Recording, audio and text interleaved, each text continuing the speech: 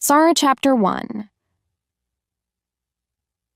It was cold and dark out in the road, and the rain did not stop for a minute. But in the little living room of number 12 Castle Road, it was nice and warm. Old Mr. White and his son Herbert played chess, and Mrs. White sat and watched them. The old woman was happy because her husband and her son were good friends and they liked to be together. Herbert's a good son, she thought. We waited a long time for him, and I was nearly 40 when he was born, but we are a happy family. And old Mrs. White smiled. It was true. Herbert was young, and he laughed a lot, but his mother and his father laughed with him. They had not got much money, but they were a very happy little family. The two men did not talk because they played carefully. The room was quiet, but the noise of the rain was worse now, and they could hear it on the windows. Suddenly, old Mr. White looked up. "Listen to the rain," he said. "Yes, it's a bad night," Herbert answered. "It's not a good night to be out."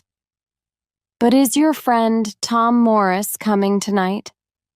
"Yes, that's right.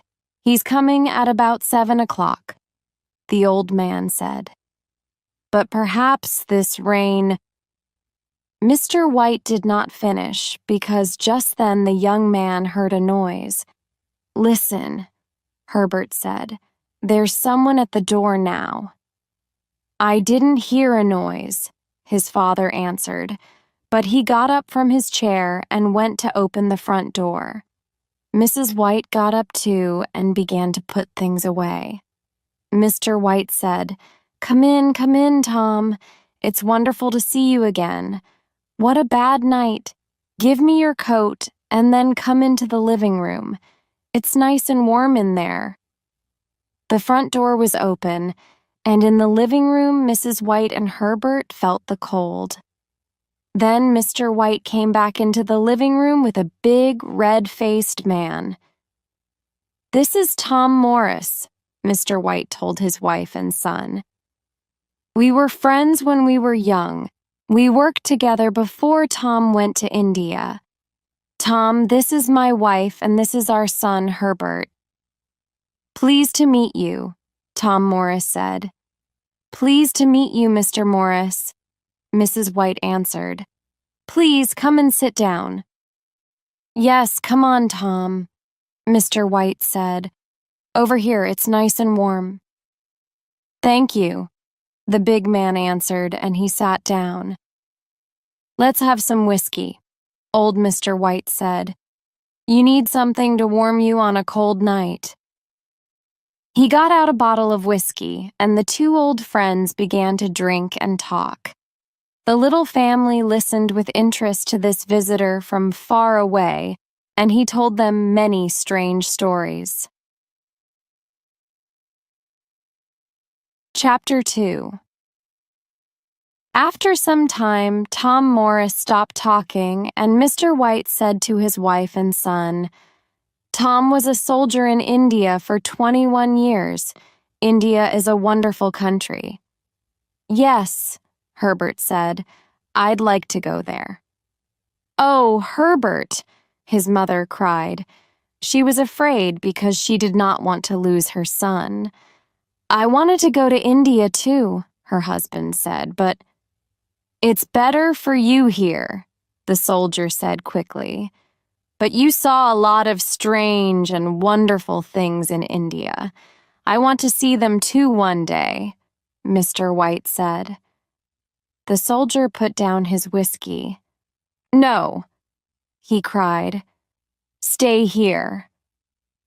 Old Mr. White did not stop. "But your stories were interesting," he said to Tom Morris. "What did you begin to say about a monkey's paw?" "Nothing," Morris answered quickly. "Well, nothing important." "A monkey's paw?" Mrs. White said. "Come on, Mr. Morris. Tell us about it," Herbert said. Morris took his whiskey in his hand, but suddenly he put it down again. Slowly he put his hand into the pocket of his coat, and the White family watched him. "What is it? What is it?" Mrs. White cried. Morris said nothing. He took his hand out of his pocket. The White family watched carefully, and in the soldier's hand they saw something little and dirty. Mrs. White moved back afraid, but her son Herbert took it and looked at it carefully. "Well, what is it?" Mr. White asked his friend. "Look at it," the soldier answered. "It's a little paw, a monkey's paw." "A monkey's paw," Herbert said, and he laughed. "Why do you carry a monkey's paw in your pocket, Mr. Morris?" he asked the old soldier. "Well, you see," Morris said, "this monkey's paw is magic." Herbert laughed again, but the soldier said, "Don't laugh, boy. Remember, you're young. I'm old now, and in India I saw many strange tilings." He stopped talking for a minute, and then he said, "This monkey's paw can do strange and wonderful things. An old Indian gave the paw to one of my friends. My friend was a soldier, too. This paw is magic because it can give 3 wishes to 3 people." "Wonderful," Herbert said. "But these 3 wishes don't bring happiness," the soldier said. "The old Indian wanted to teach us something. It's never good to want to change things." "Well, did your friend have 3 wishes?" Herbert asked the old soldier. "Yes," Morris answered quietly, "and his 3rd and last wish was to die." Mr. and Mrs. White listened to the story, and they felt afraid, but Herbert asked, "And did he die?" "Yes, he did," Morris said. "He had no family, so his things came to me when he died. The monkey's paw was with his things, but he told me about it before he died." Tom Morris finished quietly. "What were his first 2 wishes, then?" Herbert asked. "What did he ask for?" "I don't know. He didn't want to tell me." The soldier answered. For a minute or 2, everybody was quiet, but then Herbert said, "And you, Mr. Morris, did you have Rorek wishes?" "Yes, I did," Morris answered. "I was young. I wanted many things, a fast car, money." Morris stopped for a minute, and then he said with difficulty, "My wife and my young son died in an accident in the car. Without them, I didn't want the money, so in the end, I wished to lose it. But it was too late. My wife and my child were dead." The room was very quiet. The White family looked at the unhappy face of the old soldier. Then Mr. White said, "Why do you want the paw now? You don't need it. You can give it to someone." "How can I give it to someone?" the soldier said. "The monkey's paw brings unhappiness with it." "Well, give it to me," Mr. White said. "Perhaps this time it—" "No!" Tom Morris cried. "You're my friend. One can't give it to you." Then, after a minute, he said, "One can't give it to you, but of course you can take it from me. But remember, this monkey's paw brings unhappiness." Old Mr. White did not listen, and he did not think. Quickly, he put out his hand and he took the paw. Tom Morris looked unhappy, but Mr. White did not want to wait. "What do I do now?" he asked his friend. "Yes, come on, father," Herbert said. "Make a wish." And he laughed. The soldier said nothing, and Mr. White asked him again, What do I do now?" At first, the old soldier did not answer, but in the end he said quietly, "Okay, but remember, be careful. Think before you make your wish." "Yes, yes," Mr. White said. "Take the paw in your right hand and then make your wish, but—" Tom Morris began. "Yes, we know," Herbert said. "Be careful." Just then, old Mrs. White stood up, and she began to get the dinner. Her husband looked at her. Then he smiled and said to her, "Come on, help me. What can I wish for? We need money, of course." Mrs. White laughed, but she thought for a minute, and then she said, "Well, I'm getting old now, and sometimes it's difficult to do everything. Perhaps I need 4 hands and not 2. Yes, ask the paw to give me 2 more hands." "Okay, then," her husband said, and he took the monkey's paw in his right hand. Everybody watched him, and for a minute he waited. Then he opened his mouth to make his wish. Suddenly, Tom Morris stood up. "Don't do it!" he cried. The old soldier's face was wire. Herbert and his mother laughed, but Mr. White looked at Tom's face. Old Mr. White was afraid, and he put the monkey's paw into his pocket. After a minute or two, they sat down at the table and began to have dinner. The soldier told the family many strange and wonderful stories about India. They forgot the monkey's paw, and because the soldier's stories were interesting, they asked him many questions about India. When Tom Morris stood up to leave, it was very late. "Thank you for a very nice evening," Morris said to the family. "And thank you for a very good dinner," he said to Mrs. White. "It was a wonderful evening for us, Tom," old Mr. White answered. "Your stories were very interesting. Our life isn't very exciting, and we don't have the money to visit India, so please come again soon. You can tell us some more stories about India." Then the old soldier put on his coat. He said goodbye to the White family and went out into the rain. Chapter 3. It was nearly midnight. In their warm living room, the 2 old people and their son sat and talked about the soldiers' stories. "India is a wonderful country," Mr. White said. "What exciting stories! It was a good evening." Mrs. White stood up to take some things into the kitchen, but she stopped and listened to Herbert and his father. "Yes," Herbert said. "Morris told some interesting stories, but of course, some of them weren't true." "Oh, Herbert," Mrs. White said. "Well, Mother, that story about the monkey's paw wasn't true.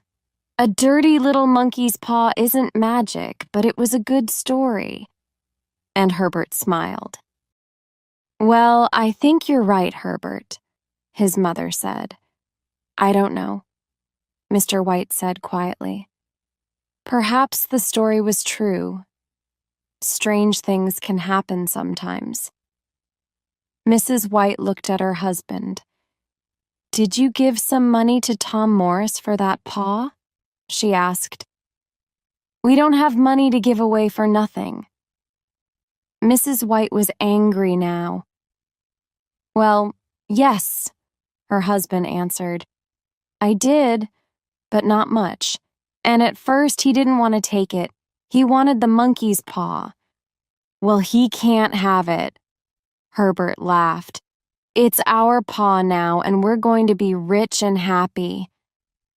"Come on, Father, make a wish."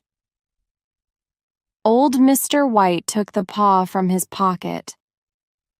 "Okay, Herbert, but what am I going to ask for? I have everything. You, your mother. What do I need?" "Money, of course," Herbert answered quickly.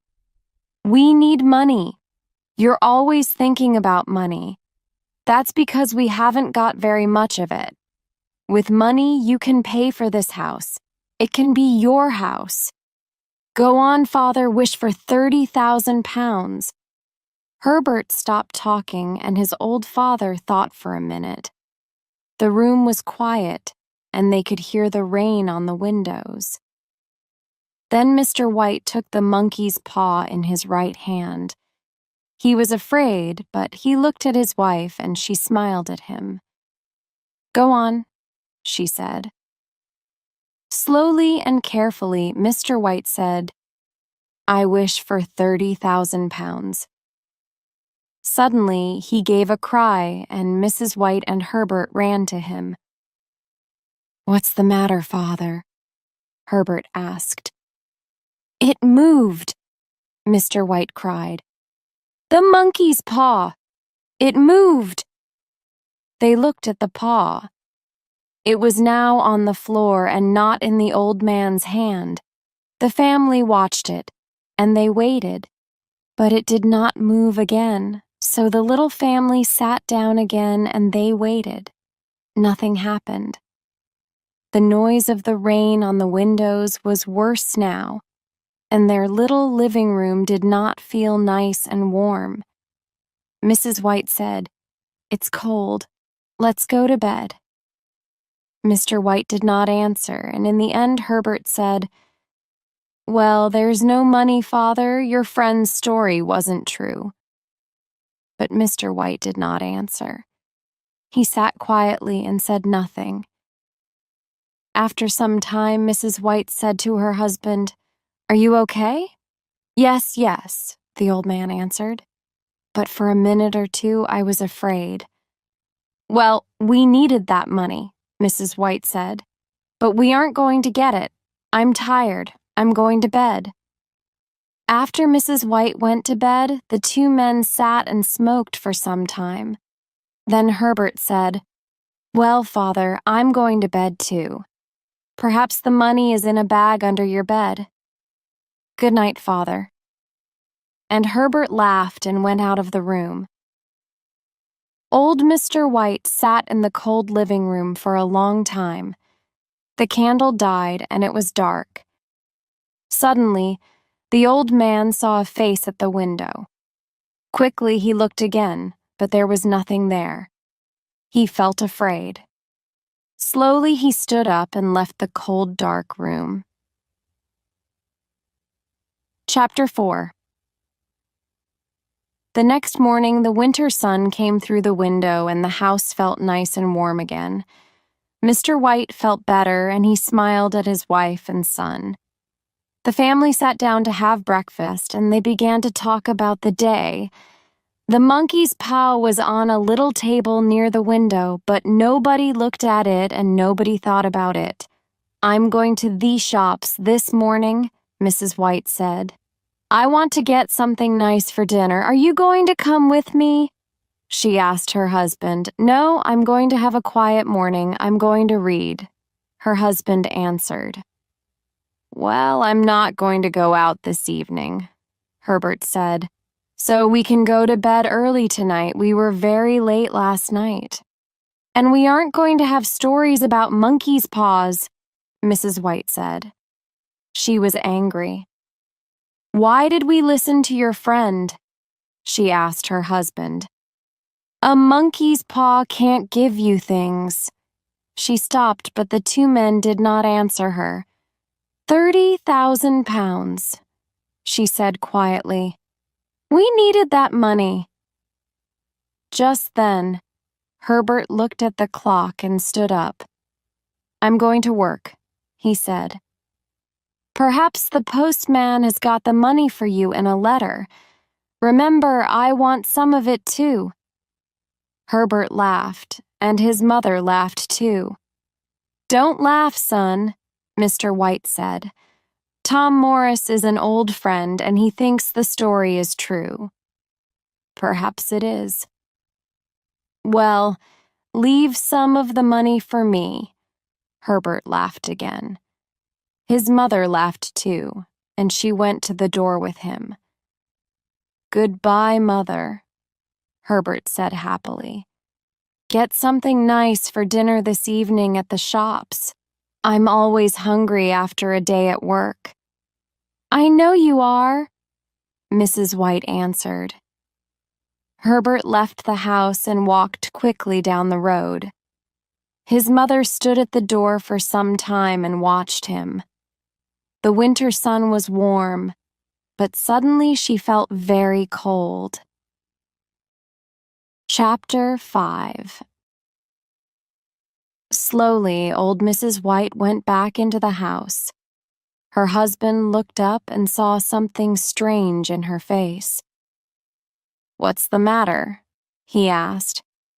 "Nothing," his wife answered, and she sat down to finish her breakfast. She began to think about Tom Morris again, and suddenly she said to her husband, "Your friend drank a lot of whiskey last night. A monkey's paw. What a story." Mr. White did not answer her because just then the postman arrived. He brought 2 letters for them, but there was no money in them. After breakfast, the 2 old people forgot about the money and the monkey's paw. Later in the day, at about 1 o'clock, Mr. and Mrs. White sat down to eat, and then they began to talk about money again. They did not have very much money, so they often needed to talk about it.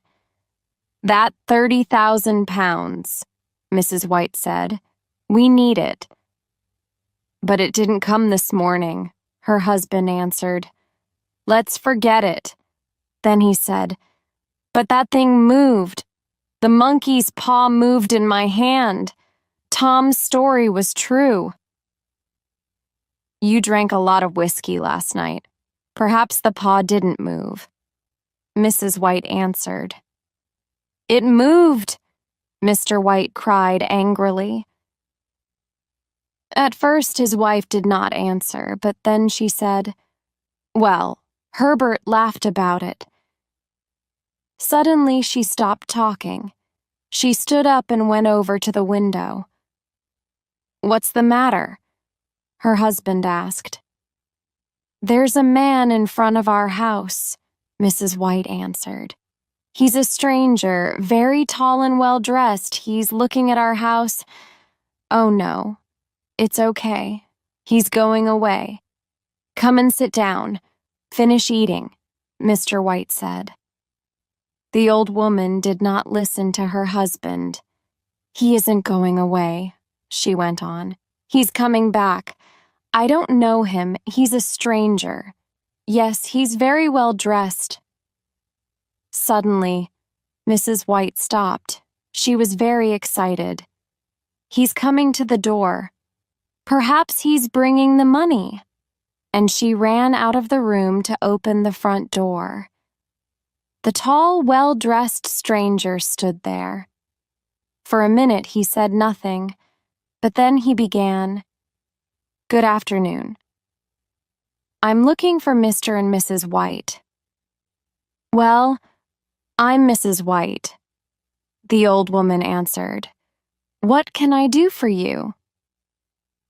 At first the stranger did not answer, but then he said, "Mrs. White, I'm from Ma and Megan's. Can I come in and talk to you?" Ma and Megan's had a big factory, and Herbert White worked there on the machinery. "Yes, of course," Mrs. White answered. "Please come in." The well-dressed stranger came into the little living room, and Mr. White stood up. "Are you Mr. White?" the stranger began. Then he went on, "I'm from Ma and Megan's." Mrs. White looked at the stranger and she thought, perhaps he has the money. But why Ma and Megan's? And his face is very unhappy. Why? Suddenly the old woman was afraid. "Please sit down," Mr. White began. But now his wife could not wait. "What's the matter?" she cried. "Is Herbert—" She could not finish the question.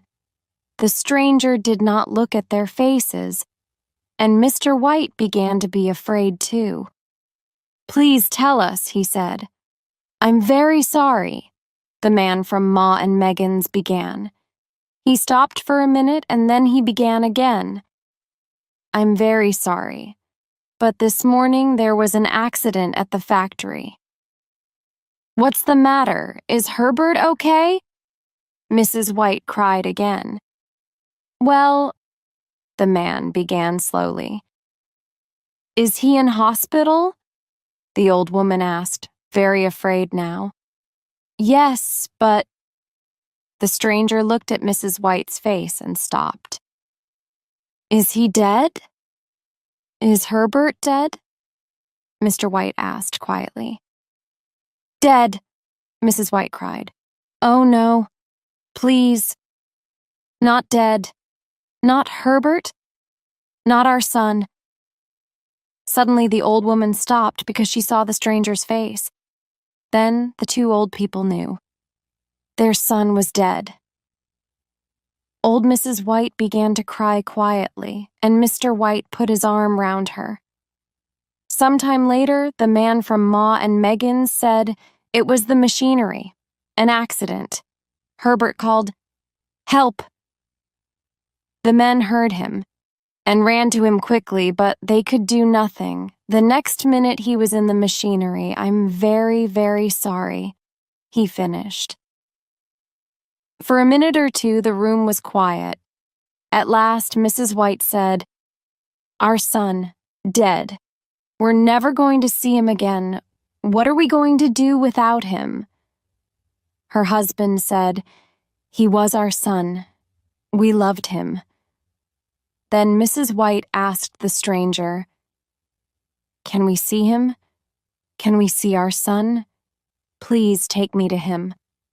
I want to see my son." But the stranger answered quickly. "No," he said. "It's better not to see him. They couldn't stop the machinery quickly. He was in there for a long time, and at first they couldn't get him out. He was—" The man stopped. Then he said, "Don't go to see him." The stranger went over to the window because he did not want to see the faces of the two old people. He said nothing, but he stood there for some time and he waited. Then he went back to the old people and began to caulk again. "There's one more thing," he said. "Your son worked for Ma and Megan's for 6 years and he was a good worker. Now Ma and Megan's want to help you at this unhappy time." Again the stranger stopped. After a minute, he began again. "Ma and Megan's want to give you some money."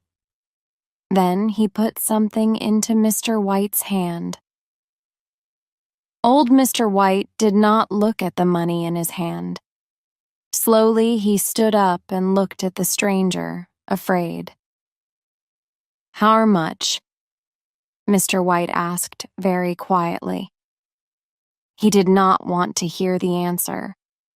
£30,000, the stranger said. Chapter 6.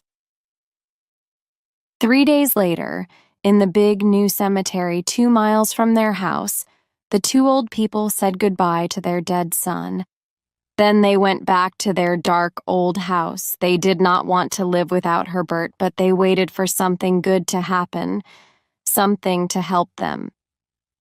The days went by very slowly. Sometimes they did not talk because there was nothing to say without Herbert, and so the days felt very long.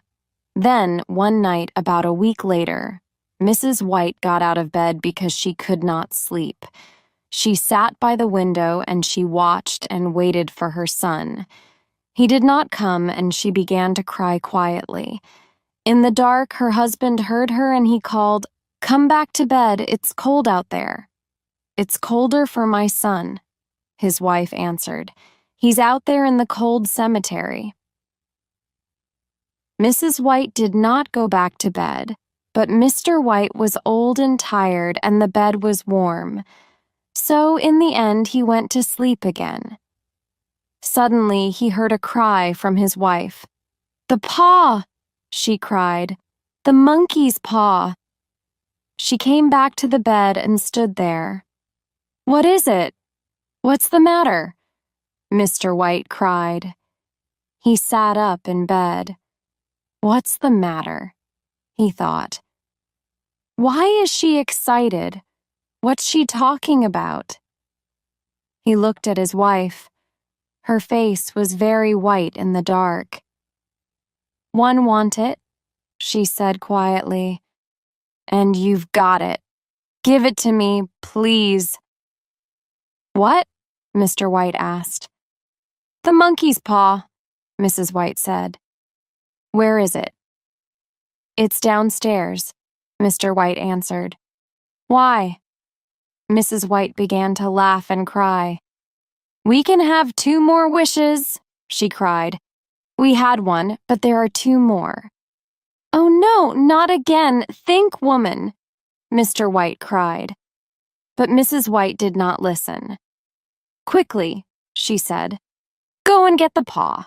We're going to wish for our boy to come back to us." "No," Mr. White cried. "You're mad. Get it quickly." Mrs. White cried again. Mr. White said again, "Think, woman, think. Our boy was in the machinery for a long time. They didn't want to show him to us. Think. Do you want to see his body?" "Yes, he's my son. I'm not afraid of him," she answered. "You don't understand," Mr. White said sadly, but he went downstairs to look for the monkey's paw. In the living room it was dark, and Mr. White did not have a candle. Slowly, he went across the room and he put out his hand for the monkey's paw. He touched it and quickly took his hand away again. "No," he thought. "I can't. I don't want to see Herbert. His face, after he was in the machinery, no." Then he thought about his wife, and he put out his hand and took the paw. In the bedroom, his wife waited. She saw the paw in Mr. White's hand and cried, "Quick, make the wish." "I can't," Mr. White answered. "Remember, he died in the machinery." "Make the wish. I'm not afraid of my own son," Mrs. White cried again. Mr. White looked sadly at his wife, but he took the paw in his right hand and said slowly, "I wish for my son, Herbert, to come back to us." Then he sat down in the nearest chair. But Mrs. White went over to the window and looked out into the road. She stayed there for a long time and she did not move. Nothing happened. The monkey's paw could not do it. "Thank God," Mr. White said, and he went back to bed. Soon, Mrs. White went to bed too. Chapter 7. But they did not sleep. They waited, and they listened. In the end, Mr. White got up to get a candle because the dark made him more afraid. He began to go downstairs, but suddenly he heard a noise at the front door. He stopped, and he listened. He could not move. Then the noise came again. This time he ran. He ran upstairs, back into the bedroom, and he closed the door behind him. But again the noise came. "What's that?" Mrs. White cried, and she sat up in bed. "Nothing. Go to sleep again," her husband answered. But Mrs. White listened, and the noise came again. "It's Herbert, it's Herbert," she cried. "I'm going to open the door for him."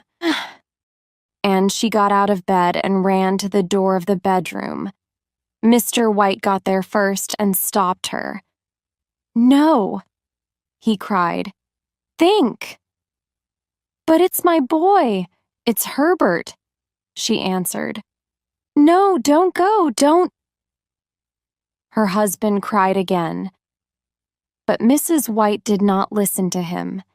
She opened the bedroom door and ran from the room. "I'm coming, Herbert, I'm coming," she called. Mr. White ran after her. "Stop!" he cried. "Remember, Herbert died in the machinery. You don't want to see him." For a minute, Mrs. White stopped and looked at her husband, but then the noise came again and she began to run downstairs. "Help me! Help me!" she called to her husband. But Mr. White did not move. "The paw," he thought. "Where's the monkey's paw?" He ran back into the bedroom. "Quick," he thought. "Where is it?" At first, he could not find it in the dark. Ah, there it was. He had it. Just at that minute, he heard his wife downstairs. "Wait, wait, Herbert, I'm coming," she cried. She began to open the front door. At the same time, Mr. White took the monkey's paw in his right hand and he made his third wish. Mrs. White gave a long, unhappy cry, and her husband ran down to her. She stood by the open door. Very afraid, old Mr. White looked out into the dark. The road was dark and quiet, and there was nobody there.